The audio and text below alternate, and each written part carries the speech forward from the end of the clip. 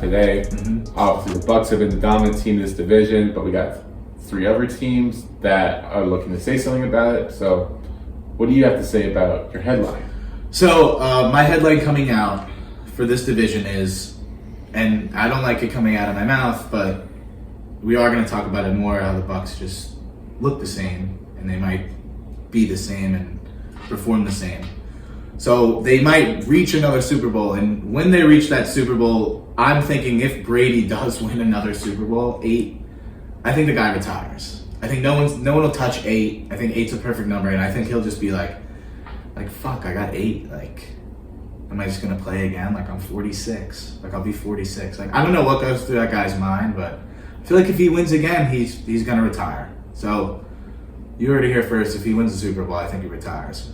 Yeah, and you'd think that, but I don't want him to win another Super Bowl. So I don't think anyone does, and everyone's kind of tired of it. But it is greatness that we're all witnessing. And he probably would have retired. He did retire, but not for long. He probably was like, I need to go out on top. So I agree with that take. My headline is coming up. I see a lot of parallels with this division and the NFC North. So you have the team that's been on top, so the Packers, and then you got the Bucks now. And then you have 3 teams below it that you're wondering who's going to challenge them. But unlike the NFC North, where I think teams are closing the gap, I just don't think that we see the same in the NFC South. I see 3 teams with a lot of glaring weaknesses in different areas. Panthers, poor coaching. Saints, poor supporting cast. Falcons, just bad overall roster. It's not good. The gap hasn't been able to be thinned yet, and you wonder, well, why did Brady come back?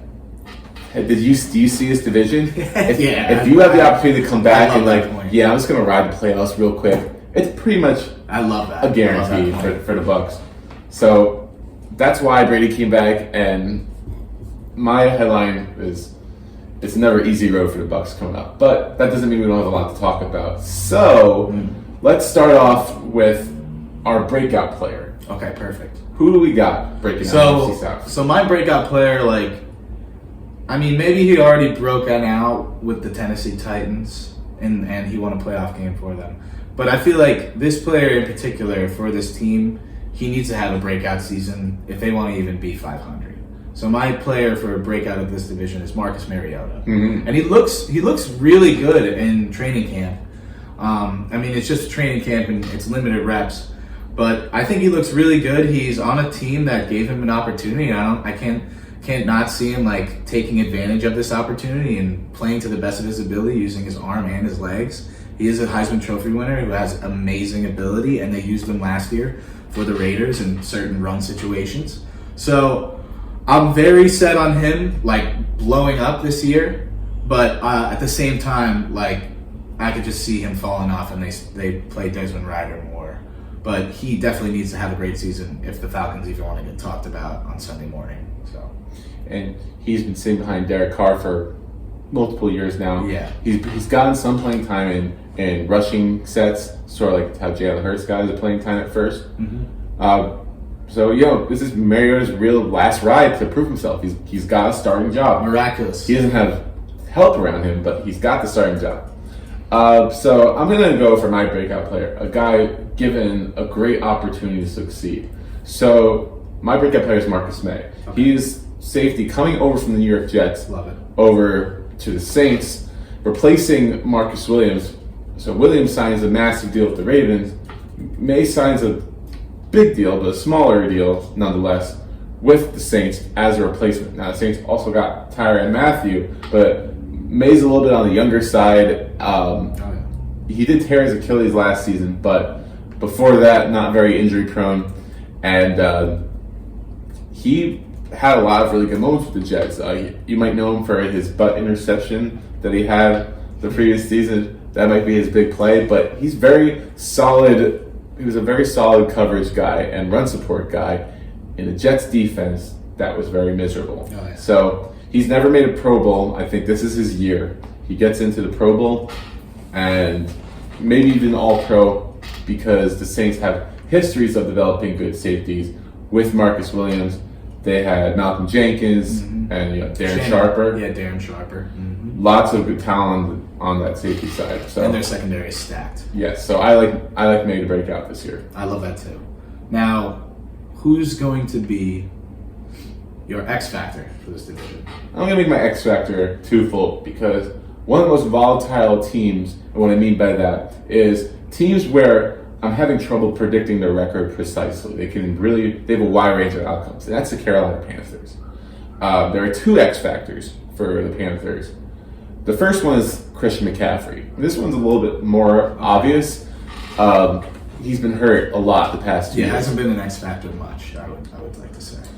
Yeah, well, last year Panthers started 3-0 when McCaffrey was the starter. He got hurt in Game 3, and then the Panthers kind of collapsed from there after McCaffrey barely played during the season. McCaffrey, with limited quarterback play, we'll see how good Baker is, but with the limited quarterback play, Darnold needed McCaffrey to succeed. Evidently, that didn't happen. Darnold failed. Yeah. CMC needs to prove he can stay healthy for a season, for his own right to get a contract. But most running backs don't impact their team quite like CMC does because he's their top rusher and receiver. He's a 1,000-yard guy both ways. Does it all. So they need him to be healthy to have any chance to compete. But in terms of something that isn't impacted by health, it's their head coach, Matt Rule. Rule is honestly blessed to be given the third year. He has had a miserable 2 years, and the only way to justify it is because of his poor quarterback play. He gets a bit of an upgrade at quarterback, a guy who's a little more proven. He's been to a playoff game at least. But Rule, his main downfall is he just makes very conservative or otherwise awful fourth quarter decisions that just lets his team down. Yeah. And teams and fans are tired of his boring and excuse-ridden post-game conferences. Bland is one way to put it. But Rule has had a lot of success with multiple college programs of transforming them from really bad to really good. That has been his staple. The Panthers have a very good roster this year. And if Rule wants to prove he belongs in the NFL, he's got to get this team to, at the very least, a winning record. Seriously. Probably playoffs. But he's proven he can do it before, and that's why he was hired, so he needs to step up and do it. And if he doesn't, he's fired and they're not playoffs. So, yeah, he's a very valid X factor as well as CMC. Who you got, Chuck? I like that. So, my X factor is Tyrann Mathieu, the honey badger. He don't give a fuck. Saints just signed him. He deserves it. I think he's still one of the best safeties in the league. He's getting older, but he's always there to make the play. He's always there to make some type of play, blow up some type of block, make it for turn a 2-yard gain into a 1-yard loss, just blowing up a pulling guard. So I think he's just another great weapon for this team. They're going to put him in great spots. I think they're going to have him mostly run around the middle, have a little hook curl action instead of him covering the deep middle. So, because they have Marcus May and they have Lattimore, and they have Lattimore on the other side. So, I mean, he could just fit right into the box and be in the run game, and he could just chill. And all he has to do is make his read and just make plays. And he doesn't have to be that big of a role because he has guys behind him. So I think he's the X factor of that Saints defense, and I think he's going to get a lot of the shit done. Wow. How about that? 2 members of the Saints secondary, and we haven't even gone through half the segment yet. That shows you how much talent is in this group. Speaking of talent, MVP.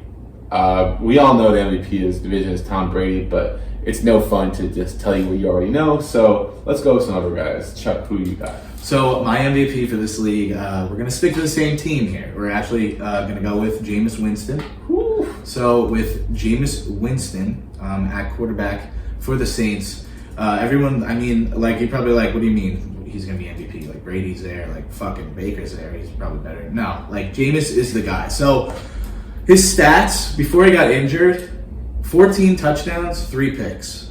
He had 1,000 yards passing, not a lot for 7 games in, but still he has the weapons around him again. He had and at that time I think the Saints, they were over 500.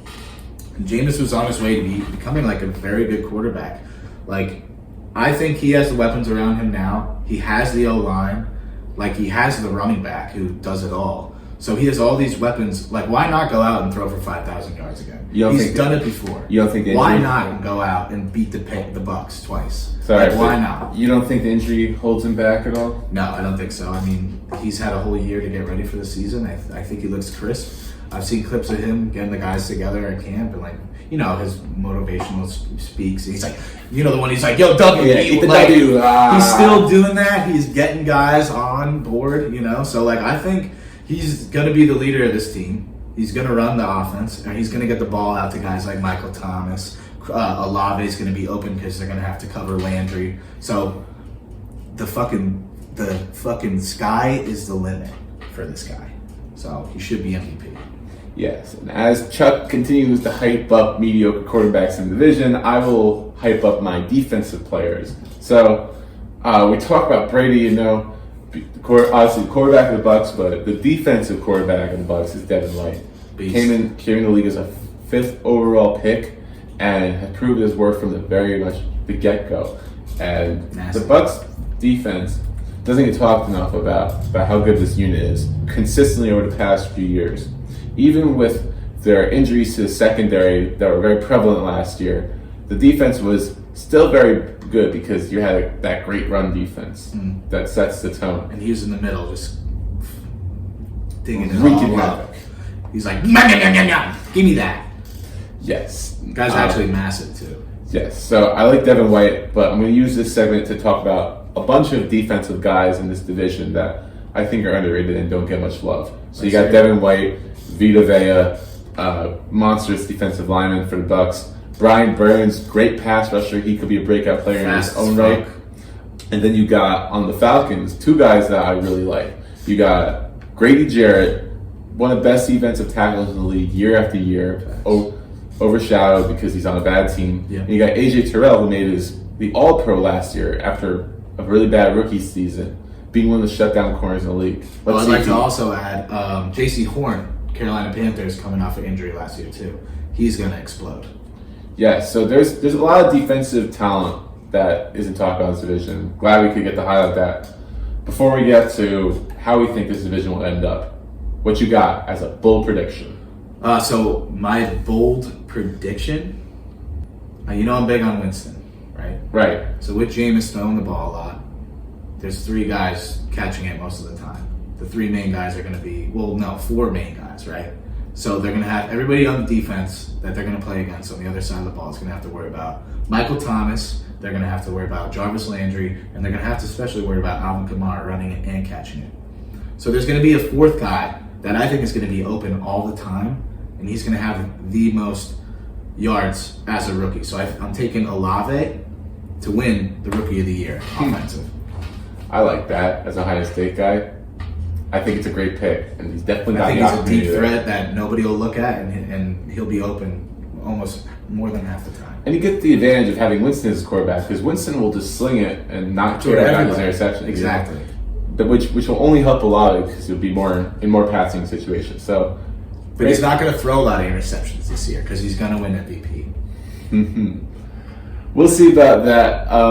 This one is a bold take in its own based on how decrepit he looked last year. But with Godwin's injury and his unlikely timetable, Julio Jones gets a chance to step in and try to revitalize his career, and I think he does it.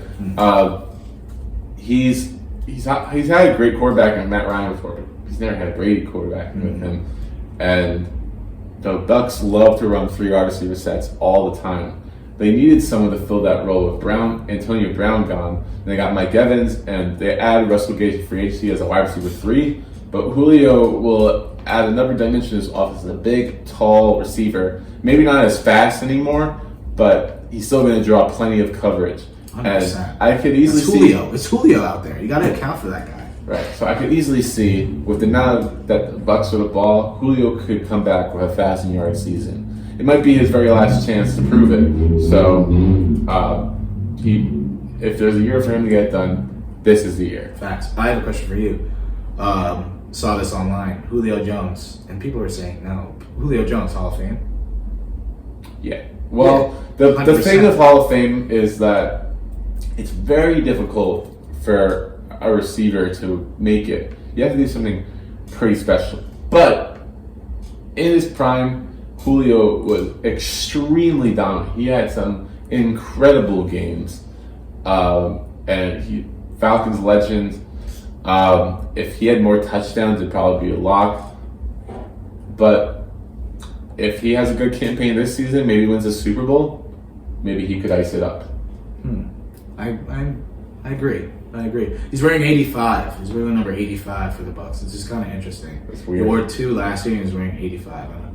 Maybe it's like a Ocho Cinco tribute. Who wears 11 for the Bucks now? Maybe it's. I don't think 11 is like one of the defensive players. I'm not sure, like Carlton Davis or something.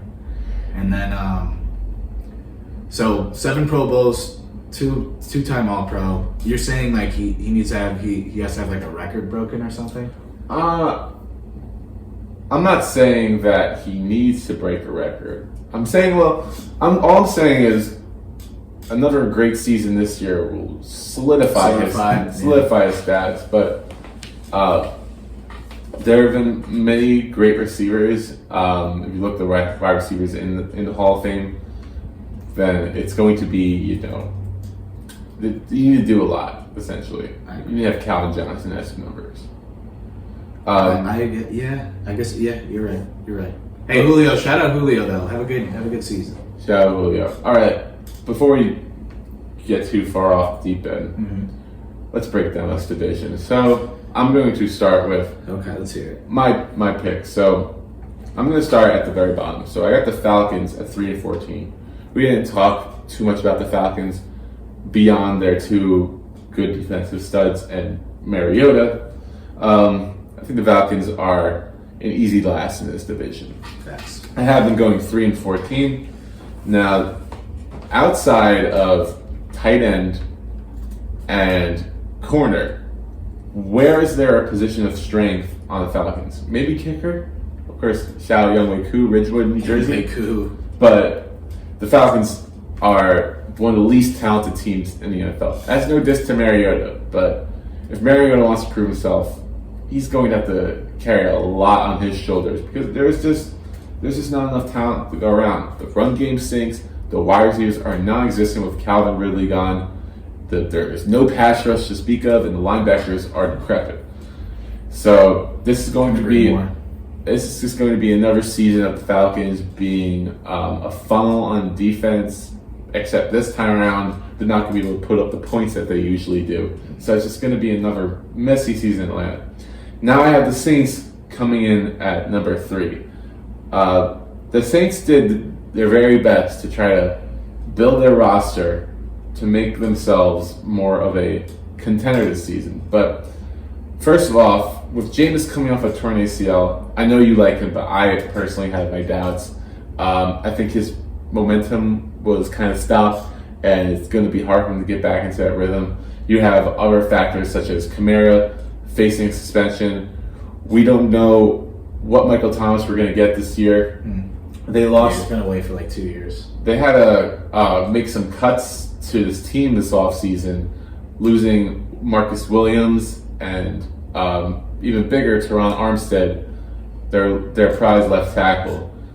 So there's a few losses to go around here for the Saints, and I think that their line right now is set at 7.5, and I predict the under on that. I think that this team is headed for disappointment, and I have the Panthers finishing above them.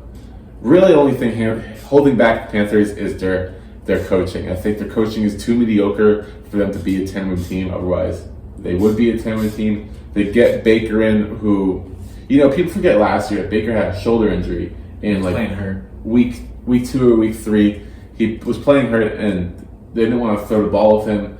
Now he's got more time to recover. He's got he's got a fresh start, and he needs to prove himself because he was basically out in Cleveland as this immature quarterback. So he's got a chip on his shoulder. The defense is talented. Yeah, and they've got playmakers on offense. I'm rooting for Baker big, especially after that Watson bullshit. Like, no lie, I'm actually rooting for him. Big time. But then again, nothing was close to the Bucks The Bucks return most of their defensive starters. Basically the whole team. Their defense has been elite. Everyone's been saying Brady takes a step back because his receivers aren't good, but Brady has always elevated the team around him throughout his entire career. Even at his age 45 season, the line is still good. You can't disrespect the GOAT. Yeah. Whatever. I'm just saying, but Bucks win this division easily. What do you got? So I'm gonna go away from the Bucks. They definitely make the playoffs, but I'm big Saints. I'm big Saints win the division. I think the Saints and Bucks, they split each game. I think they both have like challenging, not so challenging years, but they both end up going 11-6. But the Saints have the division over the Bucks and they win. So the Saints move on, they get the higher seed, and then the Bucks, they still make the playoffs. So, but then I got the Panthers. They go in at 6-11. I think I don't know, Baker, new system coming in. Again, you say Matt Rule and coaching. Like, how is that going to end up? Can their defense stay healthy? Can CMC stay healthy? So a bunch of questions right there. And then I agree, Falcons trash. I think they're going to go 4-13. All power to Mariota. I would definitely want to see Desmond Ryder get a couple snaps. So, I hope they start tanking where they give him the ball a little. But other than that, no, I'm heavy Saints. I'm heavy Winston. I think he's got a heart of gold. I think he's ready for this season. He's got the weapons at his disposal, and I think the Bucks are old. So that's where I'm at. Nothing better than hot take Chuck, am I right? Saints win. Hot take Chuck. And I'm taking the over on the wins for the Saints. Well, obviously, if you're taking the division. But great recap. This should be an exciting division. One of the most exciting divisions in NFL is coming up next week, the NFC West. Oh, yeah. Excited to talk about that. Excited to cover that. Once again, we got college football coming up, and lots of exciting sports on the way. MLB playoffs. NFL Week 1 is coming slowly but surely. If you want to hear about fantasy football, well, too bad. I'm not giving my picks away. Yeah, me neither. Anyway, it was great talking to you, Chuck. Hey, my boy. First See you handshake next on week. the show. What's up? First handshake on the show. Yeah, hey. Let's do that again. One more time for the boys, and we will see you next week.